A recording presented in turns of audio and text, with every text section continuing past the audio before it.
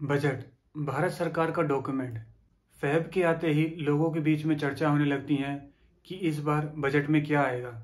गरीब की चिंताएं अलग होती हैं, अमीर की अलग होती हैं और मिडिल क्लास वो बेचारा बीच में ही पिसता है, उसको ऐसा लगता है। पर लेकिन कभी किसी ने सोचा है कि बजट का इतिहास क्या रहा है, बजट को सबसे पहले किसने इंट्रोड्यूस किया है और किस तरह से जो अलग अलग बजट्स आए हैं भारत में आज़ादी के बाद, उन्होंने इंडिया की जो इकोनॉमिक पॉलिसी और सोशल स्ट्रक्चर को किस तरह से चेंज किया है।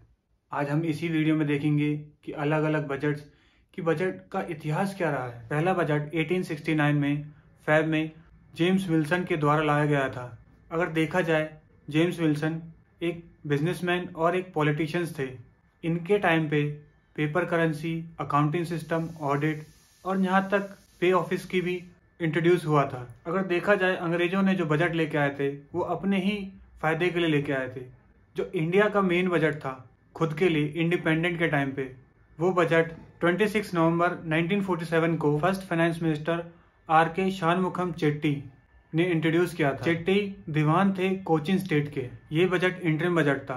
इसके बाद रिपब्लिक ऑफ इंडिया का बजट आया 1949 में। ये बजट जॉन मैथाई लेकर आए। जॉन मैथाई ने इन्फ्लेशन और इकोनॉमिक पॉलिसी पे बातें की।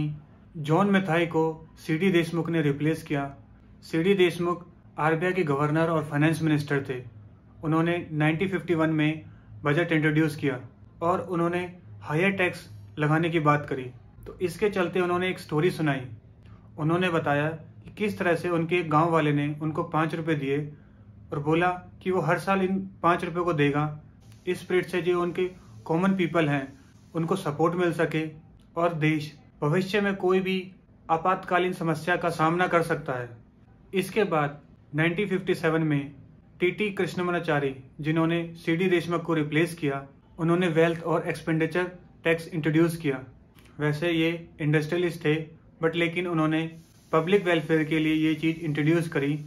और अपने 1964 और 65 के टेन्योर के दौरान भी टी कृष्णमाचारी ने एक स्कीम इंट्रोड्यूस करी, voluntary disclose of conceal income. इसी बीच जवाहरलाल नेहरू ने 1958-59 में बजट इंट्रोड्यूस किया और वो पहले ऐसे प्रधानमंत्री बने जिन्होंने बजट इंट्रोड्यूस किया। और इसके बाद इंदिरा गांधी और फिर राजीव गांधी ने बजट इंट्रोड्यूस किया। राजीव गांधी ने तो अपने बजट के दौरान कॉर्पोरेट टैक्स इंट्रोड्यूस किया, जिसको आज हम मिनिमम अल्टरनेटिव टैक्स के नाम से भी जानते हैं। और वैसे देखा जाए, मोरारजी देसाई ने 10 बार बजट इंट्रोड्यूस किया है। अब हम देखते हैं कुछ आइकॉनिक बजट जिन्होंने इंडियन इकोनॉमी को पूरी तरह से चेंज कर दिया। लेकिन इससे पहले हम देखते हैं द ब्लैक बजट। 1973-74 में यशवंतराव बी चौहान ने इंदिरा गांधी की सरकार में बजट इंट्रोड्यूस किया। इस टाइम पे फाइनेंशियल डिस्ट्रेस की सिचुएशंस थी और जो फिस्कल डिफिसिट था 550 करोड़ पहुंच चुका था। एक सिंपल टर्म में समझें, फिस्कल डिफिसिट होता क्या है? अगर आपका एक्सपेंडिचर रेवेन्यू से ज़्यादा है, तो इसीलिए इस बजट को द ब्लैक बजट के नाम से जानते हैं। इसके बाद वीपी सिंह ने कांग्रेस गवर्नमेंट में 1986 में एक इम्पॉर्टेंट बजट लेके आए, कैरेट एंड स्टिक बजट। इसमें रिवार्ड और पनिशमेंट दोनों का प्रावधान था। और इसके साथ साथ एक पहला स्टेप था इस बजट में कि जो लाइसेंसी राज को खत्म करना धीरे धीरे। और इसी बजट में मोडवेट इंट्रोड्यूस किया गया। मोडवेट को इंट्रोड्यूस करने का रीजन था कि टैक्सेस को सिंप्लीफाई करें और जहाँ पे डबल टैक्सेस होते हैं उनको अवॉइड किया जाए। और इसके साथ साथ गरीबों के लिए भी कंसेशन था, जैसे जो रेलवे पे कूली होते हैं उनके लिए, और लोन जो रिक्शा पुलर्स हैं, इसके चलते स्मॉल इंडस्ट्रियल बैंक का सेटअप किया गया। और इसी के साथ साथ जो एक्सीडेंट इंश्योरेंस स्कीम लेके आए म्युनिसिपल स्वीपर के लिए। तो इसीलिए इस बजट को गरीबों का बजट कहा गया। इसके बाद आता है हमारा इम्पोर्टेंट बजट, इपोकल बजट 1991 का, जहाँ पे एलपीजी रिफॉर्म हुए, जिसमें मनमोहन सिंह फाइनेंस मिनिस्टर थे और पीवी नरसिम्हा राव प्रधानमंत्री। इस बजट में लाइसेंसिंग राज का खत्म हुआ और इसके साथ साथ इंडियन इकोनॉमी को बाहर की कंट्रीज के लिए, ग्लोबलाइजेशन के लिए खोल दिया गया, जिसके चलते एक एक्सपोनेंशियली ग्रोथ हुई इंडियन इकोनॉमी में। फिर इसके बाद आया ड्रीम बजट 97-98 में। इस बजट को कांग्रेस की सरकार में चिदम्बरम लेके आए। इसमें उन्होंने लेफर कर्व की बात करी, लेफर कर्व प्रिंसिपल, जिसमें बताया गया है कि अगर टैक्सेस बहुत ज़्यादा हैं तो लोग उनको टैक्स अवॉइड करेंगे। तो अगर टैक्सेस एक मिनिमम रेट पे हैं जहाँ पे वो टैक्स पे करने में इजी होगा, तो लोग और ज़्यादा से ज़्यादा टैक्स देंगे। इसी के चलते गवर्नमेंट ने टैक्सेस रिड्यूस किए जिससे ज़्यादा कलेक्शन बढ़ जाए।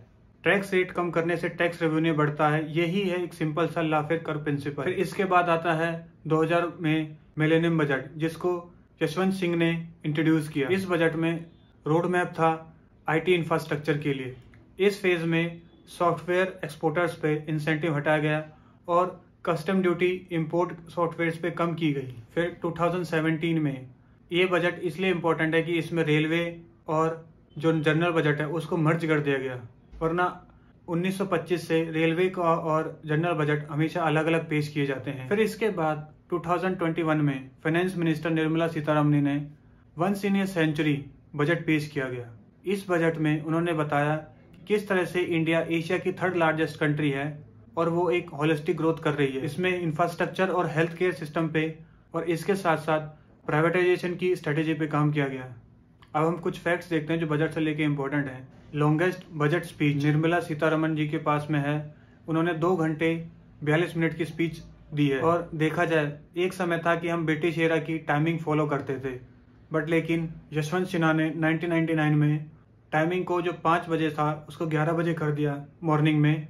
इसके बाद अरुण जेटली जी ने 2017 में फेब के आखिर में बजट पेश करते थे उसको 1 फेब में पेश करने लगे। और जो लैंग्वेज थी 1955 तक इंग्लिश ही लैंग्वेज में यूज करते थे। फिर इसके बाद हिंदी और इंग्लिश दोनों में बजट को पेश करने लगे। और एक इम्पोर्टेंट फैक्ट, भारत की पहली ऐसी लेडी जिन्होंने बजट इंट्रोड्यूस किया है वो इंदिरा गांधी थी, जो उन्होंने अपने प्रधानमंत्री कार्यकाल में इंट्रोड्यूस किया गया था। अगर देखा जाए हमारे कॉन्स्टिट्यूशन में बजट के नाम कहीं भी नहीं है। बजट को एनुअल फाइनेंशियल स्टेटमेंट के नाम से जाना जाता है। सरकार बजट में बेसिकली एस्टिमेट करती है कि कितना रेवेन्यू आएगा, कितने एक्सपेंडिचर्स होंगे और यहाँ तक कि क्या क्या पॉलिसी रहेगी। क्या इसके साथ साथ economic and financial planning upcoming year की होती है। वैसे बजट की रिक्वायरमेंट क्यों होती है?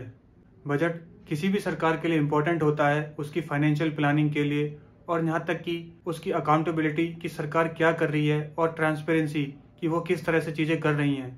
और बजट में वो दिखाती है कि किस तरह से जो रिसोर्सेज हैं उनका एलोकेशन हो रहा है, वो कहाँ पर हो रहा है, पॉलिसीज़ का इम्प्लीमेंटेशन हो रहा है कि नहीं हो रहा है, और जो फिजिकल डिसिप्लिन है, यहाँ तक कि जितना हम खर्च कर रहे हैं और जितना हम उधार ले रहे हैं उसको मेंटेन किया गया है वो एक परसेंटेज, जिससे इकोनॉमिक डिस्टेबलाइज ना हो जाए किसी पेंडेमिक या किसी वॉर की सिचुएशन में। और इसके साथ साथ जो इम्पोर्टेंट पैरामीटर्स हैं और सबसे इम्पोर्टेंट होता है कि लॉन्ग टर्म प्लानिंग।